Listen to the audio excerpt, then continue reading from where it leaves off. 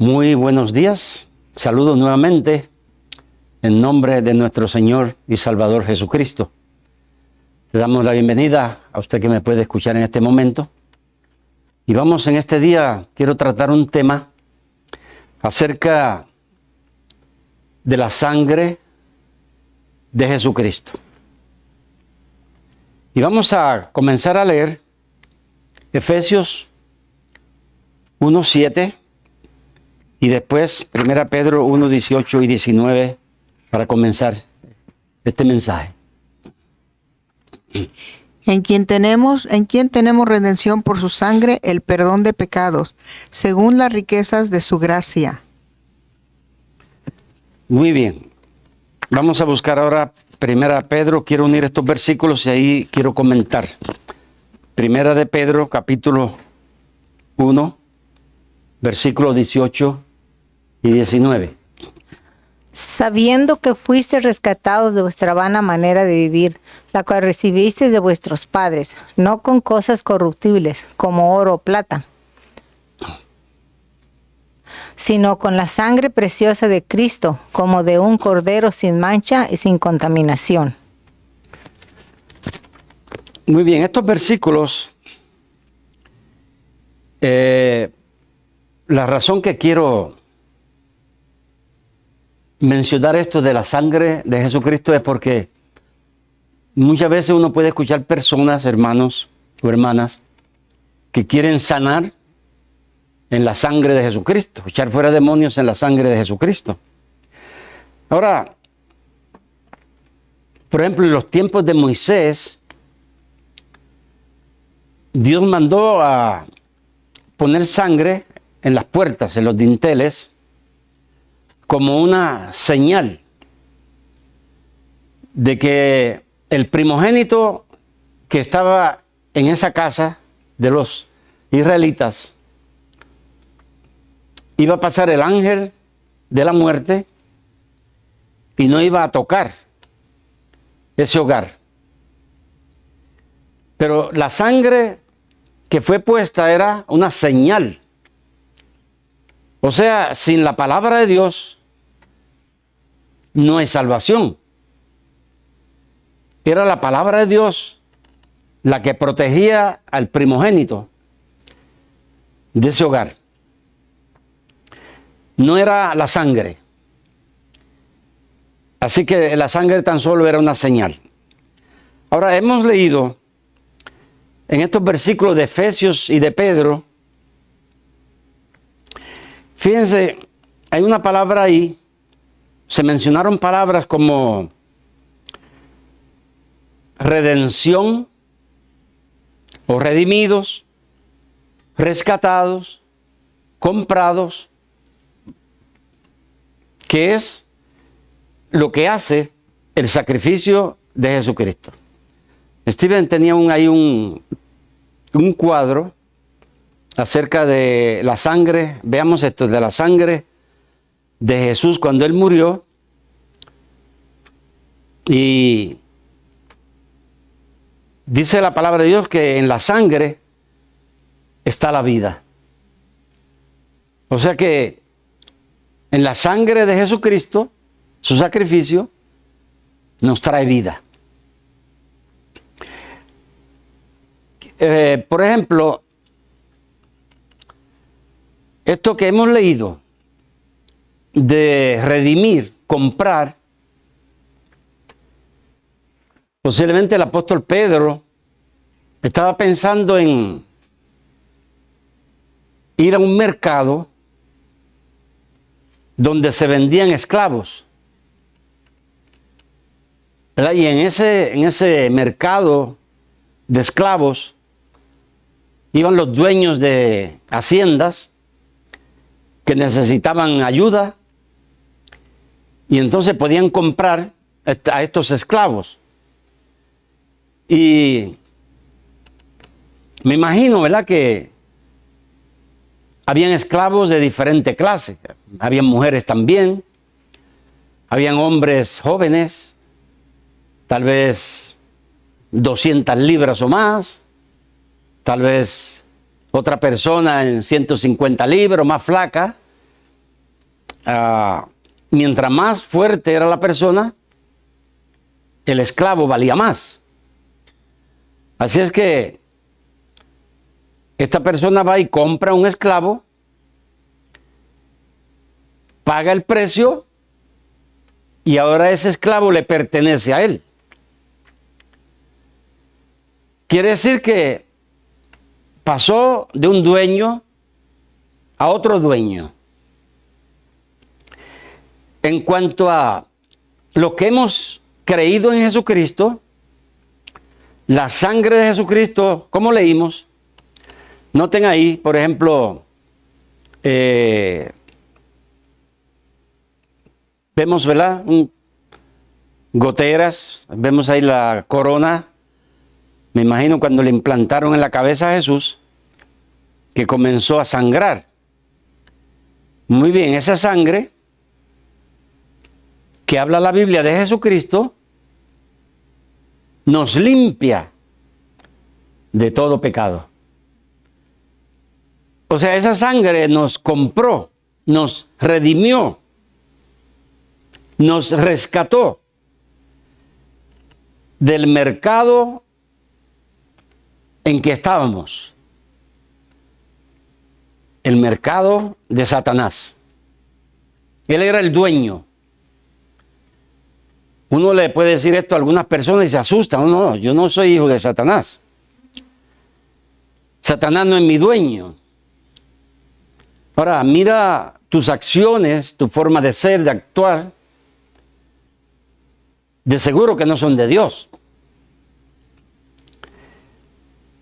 Ahora este esclavo que fue redimido, fue comprado, tiene otro dueño. Y en el caso del cristianismo, nuestro dueño antes era el pecado. El pecado nos tenía esclavizados, encadenados. Satanás era el jefe. Pero ahora, este nuevo dueño, con su sangre, como dice Pedro, nos compró. No con oro y plata, donde se va a comprar los esclavos en el mercado, pero con su sangre preciosa nos compró, nos redimió, nos rescató. Así que tenemos redención en la sangre de Jesucristo. Eso es lo que hace la sangre de Jesús. Porque dice la Biblia que sin derramamiento de sangre no hay remisión de pecado. Así que en la Biblia no encontramos en ningún sitio donde se nos dice que podemos tratar de sanar una enfermedad en la sangre de Jesús. O con la sangre de Jesús echar fuera demonios. La sangre de Jesucristo, el propósito era del perdón de los pecados. Eso es todo. Todos mis pecados son perdonados en la sangre de Jesucristo. Por ejemplo, Primera de Juan 1:7, leamos. Pero si andamos en luz, como Él está en luz, tenemos comunión unos con otros, y la sangre de Jesucristo, su Hijo, nos limpia de todo pecado. La sangre de Jesucristo, su Hijo, nos limpia de todo pecado. Su sangre, cuando creemos en Jesucristo, el que cree en el Hijo tiene la vida, dijo el Señor. El que cree en mí ha pasado de muerte a vida y no vendrá a condenación en ese sacrificio donde Él derramó su vida, su sangre, que es la cual tiene poder para sanar el pecado del hombre. Gálatas 3:13, vamos a leer también. Fíjense.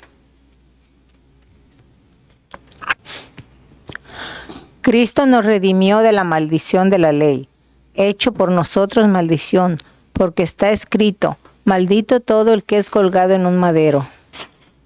Cristo nos redimió, nos compró. Fíjense, de la maldición de la ley. Porque la ley traía condenación. La ley era santa, era perfecta y el hombre no puede cumplirla. Por lo tanto, Dios da la ley, el hombre la mira, peca, se va en contra de la ley, está bajo maldición. Pero Cristo nos redimió de la maldición de la ley. O sea, nos compró. Ese nuevo dueño fue a ese mercado donde Satanás era el dueño y Cristo nos compró con su sangre. ¿Verdad? Lo único que aquí vemos algo diferente, ¿verdad? Porque en el sentido del ser humano nosotros usamos nuestro libre albedrío, nuestra voluntad. Y Dios acepta esa voluntad nuestra para creer en Él, para recibirlo, para irnos con Él. En el caso de la esclavitud que vivíamos antes, estábamos presos del pecado y el diablo era el jefe. Y estábamos encadenados. Pero este nuevo dueño es alguien bueno. Es alguien con nuevas costumbres. Alguien que tiene cosas diferentes para nosotros. Alguien que cuando nos compró, rompió las cadenas del pecado. Las echó de nosotros. En otra palabra, nos dejó libres. Somos libres.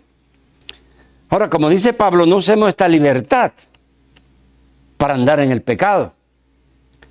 Porque si somos una nueva creación y alguien nos compró, nos redimió, pagó el precio, debemos de ser agradecidos.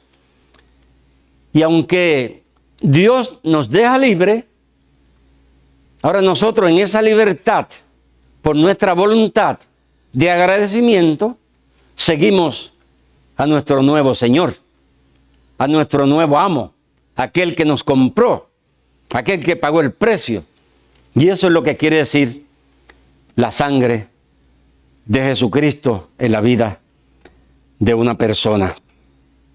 Así que Él pagó ese precio que nadie podía pagar, porque el precio del pecado era muy alto. Nadie puede pagar el precio, tan solo la sangre de Jesucristo.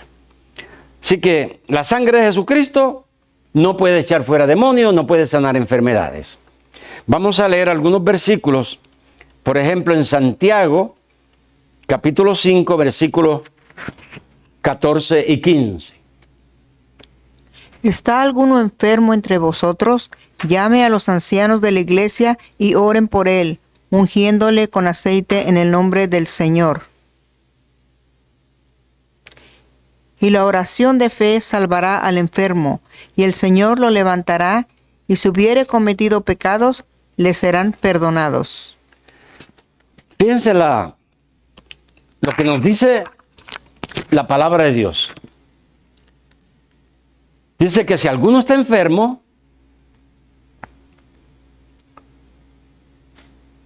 llame a quién. En una iglesia, ¿verdad? En una congregación. Llame a los ancianos de la iglesia. Cada iglesia local, la iglesia de Jesucristo es algo universal. Está por todas partes, aquí en la tierra. Pero está dividida en iglesias locales. Y esas iglesias locales tiene personas que la dirigen. Y Santiago habla ahí acerca de ancianos. Ancianos es un grupo de personas que también son sinónimos al pastor. No en el sentido que lo vemos como un pastor asalariado, dueño de las ovejas, pero un grupo de ancianos que la iglesia local se forma con hombres que Dios ha preparado, ha capacitado, han aprendido del Espíritu Santo, y ese grupo de personas, dice Santiago, que llamemos a ese grupo de ancianos y oren por el enfermo. Fíjense, el aceite es un simbolismo del Espíritu Santo y es también una obediencia a la palabra de Dios. No dice que le echemos agua. Seamos obedientes en todo. Y se dice aceite, bueno, pues aceite. Ungiéndole y orando por esta persona. Fíjese, y la oración del justo, fíjese, salvará al enfermo. Y si hubiere cometido pecados, le serán perdonados. Esa es la forma de sanar enfermos. Y no lo hace el hombre, lo hace Dios. Nosotros nada más somos obedientes a la palabra de Dios. Muchas veces el ser humano quiere tomar autoridad y decretar, y te echo fuera. Bueno, el único que echa fuera es Jesucristo. Vamos a leer Hechos 3:6. Hechos 3:6. Mas Pedro dijo: no tengo plata ni oro, pero lo que tengo te doy. En el nombre de Jesucristo de Nazaret, levántate y anda. Aquí vemos a uno de los apóstoles, bueno, vamos a pensar el más grande de entre los 12. Y fíjense, dice que ni tiene ni oro ni plata. ¿Por qué será? ¿Es que vivía en miseria? ¿Acaso Dios quiere que un apóstol esté así como él? Pero él tenía algo importante que dice: en el nombre de Jesucristo de Nazaret, levántate y anda. Tal vez él no tenía oro ni plata, pero tenía la autoridad, el poder, el mandamiento. Dios lo había escogido con ese propósito. En nuestros días vemos apóstoles, pero sí pueden decir que tienen oro y plata, pero tienen que fingir los milagros. O sea que el oro y la plata no pueden sanar a nadie. Así que Pedro, aunque no tenía ni oro ni plata, pero tenía el poder del Espíritu de Dios, estaba lleno del Espíritu Santo. Y eso es lo que a Dios le interesa, ¿verdad? Y digo esto porque no es la sangre de Jesucristo la que se dice que se echa fuera demonios, o al enfermo sanado, al paralítico levántate y anda, sino en el nombre de Jesucristo. Porque en el nombre de Jesucristo, como dice la Biblia, fíjense, que en ese nombre se le ha dado todo poder, para que en el nombre de Jesucristo, fíjense, se doble toda rodilla, lo que está en los cielos, en la tierra, debajo de la tierra, y toda lengua confiese que Jesucristo es el Señor, para la gloria de Dios Padre. Es el nombre de Jesucristo que tiene poder. Así que mi hermano y mi hermana y mi amigo que me escucha, quiero que este mensaje me la puedas comprender. El poder de la sangre de Jesucristo y el poder del nombre de Jesucristo. Así que este mensaje sea de bendición para tu vida, sea de ayuda, que tú puedas si estabas usando la sangre de Jesucristo en una forma incorrecta, puedas corregirlo. La vivimos en un mundo cristianismo muy amplio, donde enseña tantas cosas y muchas que aunque puedes encontrar la palabra en la Biblia, no la aplican en la forma correcta. Y muchas veces cuando una persona que está enfrente enseña algo incorrecto, los que están oyendo también lo practican porque no estudian la palabra de Dios. No tienen interés en estudiarla, no pagan el precio para conocer las verdades que la Biblia encierra.